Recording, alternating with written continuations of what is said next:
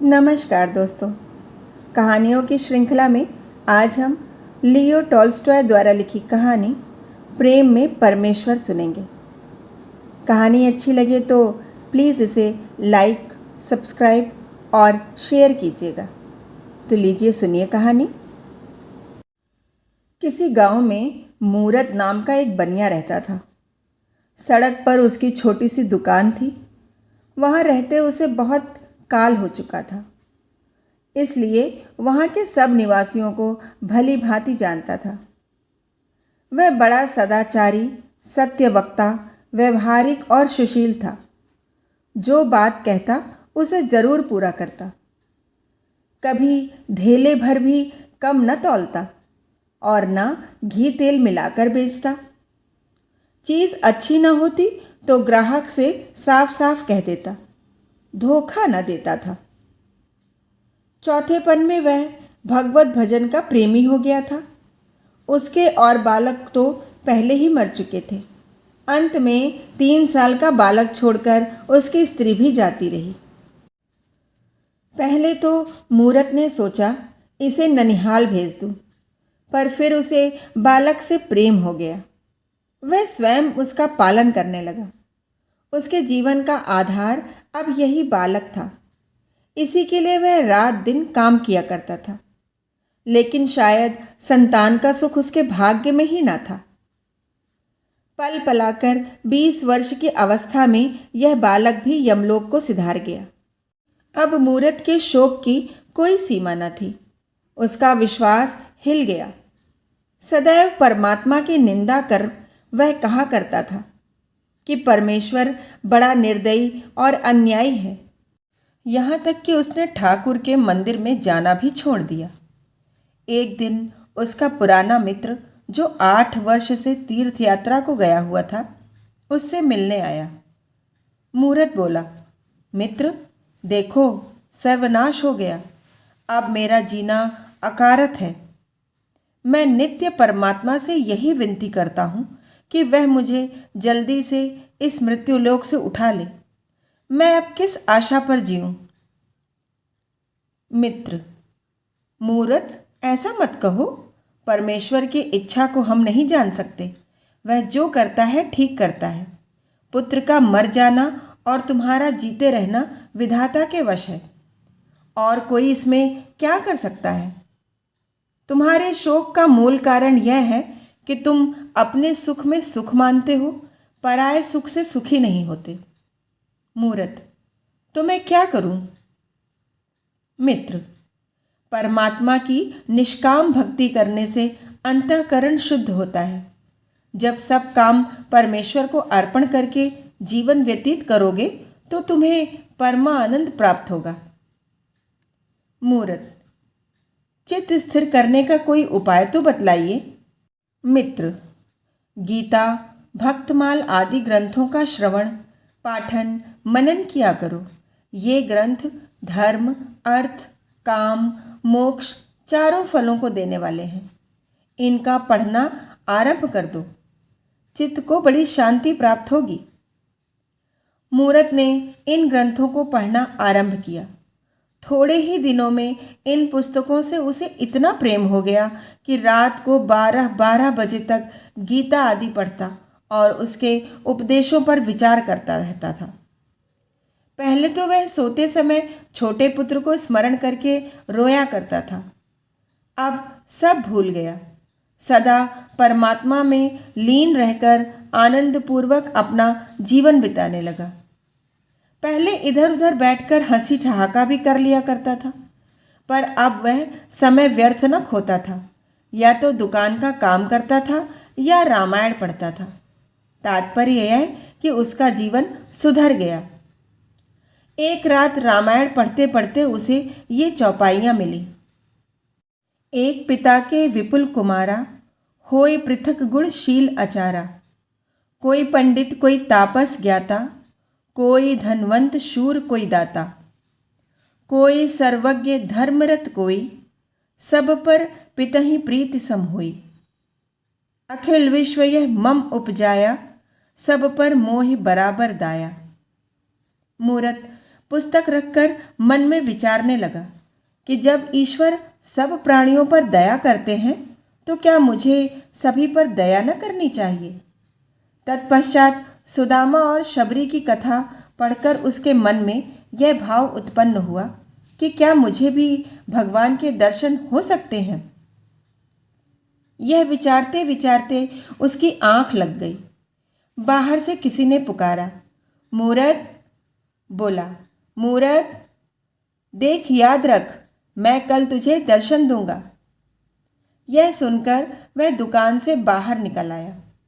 वह कौन था? वह चकित होकर कहने लगा, यह स्वप्न है अथवा जागृति, कुछ पता न चला। वह दुकान के भीतर जाकर सो गया। दूसरे दिन प्रातःकाल उठ पूजा पाठ कर दुकान में आ भोजन बना मूरत अपने काम धंधे में लग गया, परंतु उसे रात वाली बात नहीं भूलती थी। रात्रि को पाला पड़ने के कारण सड़क पर बर्फ के ढेर लग गए थे। मूरत अपनी धुन में बैठा था। इतने में बर्फ हटाने को कोई कुली आया। मूरत ने समझा कृष्णचंद्र आते हैं। आंखें खोलकर देखा कि बूढ़ा लालू बर्फ हटाने आया है। हंसकर कहने लगा, आवे बूढ़ा लालू और मैं समझूं कृष्ण भगवान। वाह रे बुद्धि। लालू बर्फ हटाने लगा। बूढ़ा आदमी था, शीत के कारण बर्फ न हटा सका। थक कर बैठ गया और शीत के मारे कांपने लगा। मूरत ने सोचा कि लालू को ठंड लग रही है, इसे आग तपा दूं। मूरत, लालू भैया यहाँ आओ, तुम्हें ठंड सता रही है, हाथ सेक लो। लालू दुकान पर आकर धन्यवाद करके हाथ सेकने लगा। मूरत, भाई कोई चिंता मत करो, बर्फ मैं हटा देता हूँ, तुम बूढ़े हो, ऐसा न हो कि ठंड खा जाओ। लालू, तुम क्या किसी की बाट देख रहे थे? मूरत, क्या कहूँ, कहते हुए लज्जा आती है। रात मैंने एक स्वप्न देखा है कि उसे भूल नहीं सकता। भक्तमाल पढ़ते पढ़ते मेरी आंख लग गई। बाहर से किसी ने पुकारा, मूरत। मैं उठकर बैठ गया।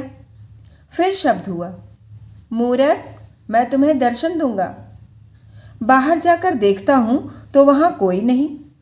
मैं भक्तमाल में सुदामा और शबरी के चरित्र पढ़कर यह जान चुका हूँ कि भगवान ने परमेश्वर होकर किस प्रकार साधारण जीवों को दर्शन दिए हैं। वही अभ्यास बना हुआ है। बैठा कृष्णचंद्र की राह देख रहा था कि तुम आ गए। लालू, जब तुम्हें भगवान से प्रेम है तो अवश्य दर्शन होंगे। तुमने आग न दी होती तो मैं मर ही गया था। मूरत, वाह भाई लालू, यह बात ही क्या है। इस दुकान को अपना घर समझो, मैं सदैव तुम्हारी सेवा करने को तैयार हूं। लालू धन्यवाद करके चल दिया।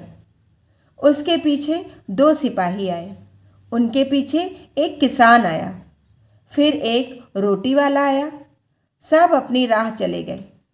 फिर एक स्त्री आई। वह फटे पुराने वस्त्र पहने हुए थी। उसकी गोद में एक बालक था। दोनों शीत के मारे कांप रहे थे। मूरत, माई बाहर ठंड में क्यों खड़ी हो? बालक को जाड़ा लग रहा है, भीतर आकर कपड़ा लो। स्त्री भीतर आई। मूरत ने उसे चूल्हे के पास बिठाया और बालक को मिठाई दी। मूरत, माई तुम कौन हो? स्त्री, मैं एक सिपाही की स्त्री हूँ। 8 महीने से न जाने कर्मचारियों ने मेरे पति को कहाँ भेज दिया है, कुछ पता नहीं लगता। गर्भवती होने पर मैं एक जगह रसोई का काम करने पर नौकर थी। ज्यों ही यह बालक उत्पन्न हुआ, उन्होंने इस भय से कि 2 जीवों को अन्न देना पड़ेगा, मुझे निकाल दिया। कोई टहलनी नहीं रखता। जो कुछ पास था सब बेचकर खा गई। इधर साहूकारिन के पास जाती हूँ, शायद नौकर रख ले। मूरत, तुम्हारे पास कोई ऊनी वस्त्र नहीं है? स्त्री, वस्त्र कहाँ से हो, छदाम भी तो पास नहीं। मूरत, यह लो लोई, इसे ओढ़ लो। स्त्री, भगवान तुम्हारा भला करे, तुमने बड़ी दया की, बालक शीत के मारे मरा जाता था। मूरत, मैंने दया कुछ नहीं की, श्री कृष्णचंद्र की इच्छा ही ऐसी है। फिर मूरत ने स्त्री को रात वाला स्वप्न सुनाया। स्त्री, क्या अचरज है, दर्शन होने कोई असंभव तो नहीं। स्त्री के चले जाने पर सेब बेचने वाली आई। उसके सिर पर सेब की टोकरी थी और पीठ पर अनाज की गठरी। टोकरी धरती पर रखकर खंबे का सहारा ले वह विश्राम करने लगी कि एक बालक टोकरी में से सेब उठाकर भागा। सेब वाली ने दौड़कर उसे पकड़ लिया और सिर के बाल खींचकर मारने लगी। बालक बोला, मैंने सेब नहीं उठाया। मूरत ने उठकर बालक को छुड़ा दिया। मूरत, माई क्षमा कर, बालक है। सेब वाली, यह बालक बड़ा उत्पाती है, मैं इसे दंड दिए बिना कभी न छोड़ूंगी। मूरत, माई जाने दे, दया कर, मैं इसे समझा दूंगा, वह ऐसा काम फिर नहीं करेगा। बुढ़िया ने बालक को छोड़ दिया। वह भागना चाहता था कि मूरत ने उसे रोका और कहा, बुढ़िया से अपना अपराध क्षमा कराओ और प्रतिज्ञा करो कि चोरी नहीं करोगे। मैंने आप तुम्हें सेब उठाते देखा है, तुमने यह झूठ क्यों कहा? बालक ने रोकर बुढ़िया से अपना अपराध क्षमा कराया और प्रतिज्ञा की कि फिर झूठ नहीं बोलूँगा। इस पर मूरत ने उसे एक सेब मोल ले दे दिया। बुढ़िया, वाह वाह, क्या कहना है, इस प्रकार तो तुम गांव के समस्त बालकों का सत्यानाश कर डालोगे। यह अच्छी शिक्षा है, इस तरह तो सब लड़के शेर हो जाएंगे।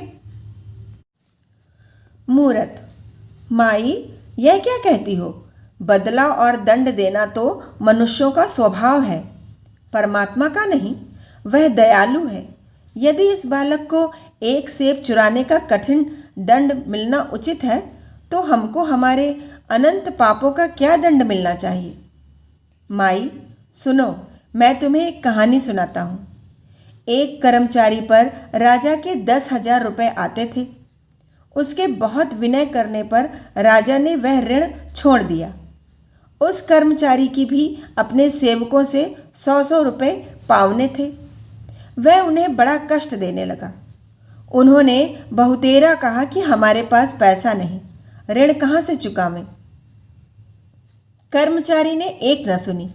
वे सब राजा के पास जाकर फरियादी हुए। राजा ने उसी दम कर्मचारी को कठिन दंड दिया।